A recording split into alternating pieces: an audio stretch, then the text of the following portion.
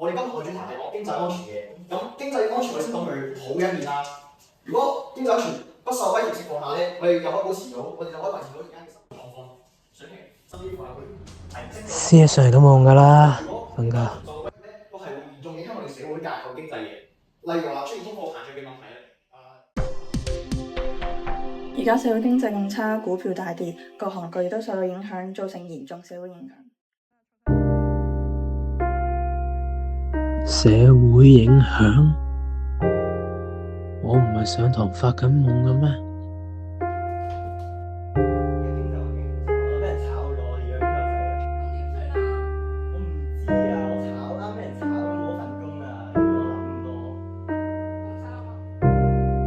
即係開幾時間？依家老豆老母嗌交嘅，呢個夢嚟㗎。安全咧，我哋需要警惕假消息嘅散播。我哋警惕網絡上嘅任何假消息，因為假消息嘅散播係會造成一定嘅社會恐慌。編輯假信息，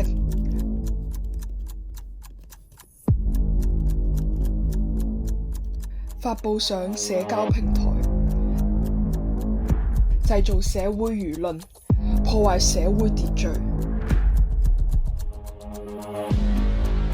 造成社會恐慌。我已經老細開咗6個月㗎啦，我而家身上嘅錢加埋一皮都冇啊！我5日冇食過飽飯啊！晒條係咁差，點樣開單啊？我咁就俾人炒啦！呢啲又唔得，嗰啲又唔得，花10幾萬去創業，創服裝品牌又一啲唔熟。喂，行開啦！咩客戶嚟㗎而家？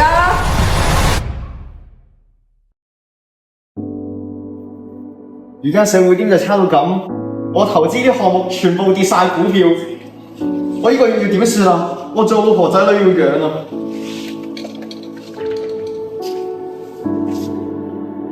唉，而家 DSE 已經完咗1個月啦，經濟咁差，我個 part time 都咁難，我而家18歲啦，我個未來點算好啊？唉，而家做 YouTuber 咁難，我揾素材又揾唔到，又唔夠錢買攝影器材，唉，啲 fans 都逐漸唔睇我啲片，點算啊？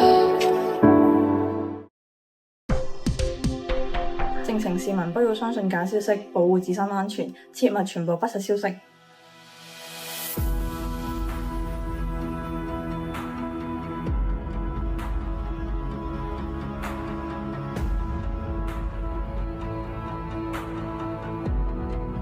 現實唔係夢，切勿相信及傳播假消息，造成嘅社會影響不可挽回，你我有責。